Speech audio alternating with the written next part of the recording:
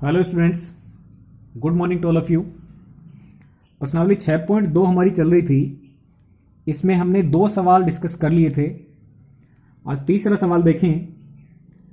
आकृति 6.30 में यदि ए बी समांतर सी डी है, ई एफ लंबवत है सी डी के और कोण जीई डी का मान 126 डिग्री दे रखा है, तो कोण एजीई, कोण जीईएफ और कोण एफजीई का मान है वो ज्ञात कीजिए।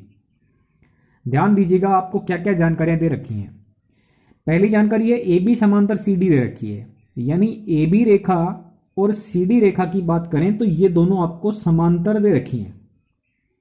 फिर ई एफ लंबवत दे रखा है सी डी के, यानी ई एफ और सी डी के बीच में 90 डिग्री का कोण दे रखा है। तीसरी बात, कोण जीईडी का मान 126 डिग्री है। जीईडी का मान, यानी आप देखेंगे जीईडी का मतलब है इतना कोण, ये पूरा कोण 126 डिग्री का है। तो आपसे कौन कौन से कोण पूछे हैं? एजीई, एजीई मतलब एक तो ये कोण आपसे पूछा है, फिर पूछा आपसे जीईएफ, जीईएफ यानी ये कोण ज्ञात करना है। तीसरा है एफजीई, एफजीई यानी ये कोण आपसे पूछा है। 3 कोण आपसे पूछे हैं, ठीक है। तो देखो, सबसे पहले हम इसका रिजल्ट देखें तो यहां से देख सकते हैं। एफ ई डी है वो 90 डिग्री है, ये आपको लंबवत दे रखा है, ये कोण कितना है 90, और पूरा कोण 126 दे रखा है। तो 90 में हम कितना मिलाएं कि हमें 126 मिल जाए, यानी 126 में से 90 घटा देंगे तो ये कोण आपको प्राप्त हो जाएगा, ठीक है। हम ऐसे लिख सकते हैं कि कोण जीईडी यानी पूरे कोण का मान कोण जीईएफ प्लस कोण एफईडी यानी पूरा कोण दोनों कोणों के योग के बराबर है, ऐसा हम लिख सकते हैं। जीईडी का मान आपको 126 दे रखा है, जीईएफ का मान आपको निकालना है, एफईडी लंबवत दे रखी इसलिए 90 डिग्री हो गया। 126 में से 90 का पक्षांतरण करके घटा देंगे तो जीईएफ का मान 36 डिग्री आ जाएगा, ठीक है।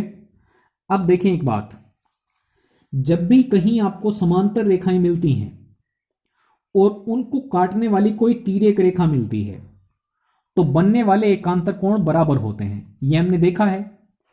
तो ये पूरा कोण होगा वो इस पूरे कोण के बराबर होगा। और आप ध्यान से देखें, ये कोण है एजीई, और इधर वाले कोण की बात करें तो ये कोण है जीईडी। तो कोण जीईडी आपको 126 डिग्री दे रखा है, तो इसका मतलब एजीई का मान भी 126 डिग्री होगा, क्योंकि रेखाएं समांतर हैं, उनको तिर्यक रेखा काट रही है, तो बनने वाले एकांतर कोण समान होंगे। तो हम लिख सकते हैं कि कोण एजीई का मान बराबर होगा कोण जीईडी के मान के, यानी दोनों कोण समान होंगे 126 डिग्री के। क्यों होंगे इसका कारण लिख सकते हैं कि ए बी समांतर है सी डी के और जीई है वो तिर्यक रेखा है, ठीक है। तो हमें एक जानकारी तो मिल गई है, एक नहीं बल्कि 2 कोण हमने निकाल लिए हैं। जीईएफ का मान 36 निकाल लिया है और जीईडी का मान 26 यानी एजीई का मान भी निकाल लिया है। अब तीसरे कोण की बात है एफजीई, ये कोण आपको 126 प्राप्त हो चुका है। अब ये कोण हमें निकालना है, तो आप ध्यान दीजिएगा, जब भी कोई सीधी रेखा होती है और उस पर कोई किरण होती है तो बनने वाले दोनों कोणों का योग 180 डिग्री होता है, रेखिक कोण युग्म गुणधर्म से, आपको याद होगा। तो यदि एक साइड का कोण आपको दे रखा है 126, तो बचे हुए भाग का कोण आप आसानी से निकाल सकते हैं। 126 में 180 में से इसको माइनस कर लेंगे तो ये कोण आपको प्राप्त हो जाएगा। ओके स्टूडेंट्स, तो ये आपका सवाल था जिसमें समांतर रेखाएं और तिर्यक रेखा के बारे में जानकारी दे रखी थी और उससे हम आसानी से मान निकाल सकते हैं। एक आपका सवाल है, देखो लास्ट, ये चौथा है, इसमें आकृति 6.31 बना के दे रखी है। ये 6.31 आकृति है। इस आकृति में यदि PQ समांतर ST है, कोण PQR का मान 110 है और कोण RST का मान 130 डिग्री है, तो कोण QRS का मान ज्ञात कीजिए। आपको इसमें एक सहायता भी दे रखी है, संकेत दे रखा है कि आप किस तरीके से आगे बढ़ सकते हैं। बिंदु R से होकर ST के समांतर एक रेखा खींचिए और उससे आपका काम हो जाएगा, ये इसमें संकेत दे रखा है। तो हम दी गई जानकारी को और दिए गए संकेत को इस्तेमाल करके इस सवाल का उत्तर दे सकते हैं कि QRS का मान कितना होगा। देखिएगा, यह आपका इस प्रकार से आकृति दे रखी थी। उसने बोला कि एक R बिंदु से ST के समांतर जाने वाली रेखा खींच लें। तो हमने कोई RZ नाम की इसके समांतर जाती हुई रेखा खींच ली। ठीक है, पहले से जानकारी दे रखी थी कि PQ जो है वो ST के समांतर है। इसका मतलब ये भी समांतर इसके, तो इसके भी, यानी तीनों आपस में समांतर हैं। ठीक है, अब आपने नियम पढ़े हैं, दो कोण दे रखे हैं। यदि दो समांतर रेखाओं को कोई तिर्यक रेखा काटती है तो बनने वाले जो अंतः कोण होते हैं उनका योग 180 डिग्री होता है। सहमत है कि यदि समांतर रेखाएं होती हैं, उनको कोई तिर्यक रेखा प्रतिच्छेद करती है तो बनने वाले जो अंतः कोण होते हैं, जिनको हम संबंधित कोण भी बोलते हैं या तिर्यक रेखा के एक ही ओर बने हुए अंतः कोण भी बोलते हैं, उनका योग 180 डिग्री होता है। तो यदि ये कोण आपको 130 दे रखा है तो इसकी मदद से ये कोण आप आसानी से बता सकते हैं कि इसका मान 50 डिग्री होगा, क्योंकि दोनों का जोड़ कितना बन जाना चाहिए, 180। तो 180 में से 130 घटा देंगे तो 50 डिग्री इसका मान आ जाएगा। यही हमने किया है। हमने रचना कर ली, RZ नाम की एक समांतर रेखा खींच ली ST के, और फिर हमने देखा कि कोण TSR यानी ये कोण प्लस में कोण SRZ, इस कोण, इन दोनों कोणों का योग 180 डिग्री होगा, क्योंकि दोनों संबंधित कोण हैं। TSR का मान आपको दे रखा है 130, SRZ आपको ज्ञात करना है, बराबर 180। संख्या को पक्षांतरण कर देंगे, SRZ का मान 50 आ जाएगा, जो कि मैंने पहले लिख दिया था। ठीक है, अब क्या करेंगे, आपसे QRS पूछा है, यानी ये कोण आपको ज्ञात करना है। तो ध्यान से देखिएगा, यदि रेखा इस प्रकार की बनी हुई है, ये इसके समांतर जा रही है, क्योंकि ये इसके समांतर है, ये इसके समांतर है, इसका मतलब तीनों ही समांतर हैं आपस में। तो आप देख रहे हैं ये PQ है, ये RZ है, तो यहां जितना कोण बनेगा उतना ही कोण यहां बनेगा, क्योंकि एकांतर कोण बराबर होते हैं यदि समांतर रेखाएं किसी तिर्यक रेखा से प्रतिच्छेदित होती हैं। ठीक है, तो ये कोण आपको 110 दे रखा है, तो ये पूरा कोण होगा, ये भी 110 डिग्री होगा। तो हम क्या लिखेंगे, क्योंकि तीनों जो रेखाएं हैं वो आपस में समांतर हैं और उनको QR एक तिर्यक रेखा काट भी रही है, तो PQR का मान बराबर होगा QRZ के। ये कोण बराबर होगा 110 डिग्री के, यानी PQR के। तो PQR को तो हम सेम का सेम लिखेंगे, जो QRZ है उसको दो कोणों से मिलकर बना हुआ मान सकते हैं, यहां का भाग और यहां का भाग। यदि दोनों भाग आपस में मिल जाएंगे तो पूरा कोण तैयार हो जाएगा।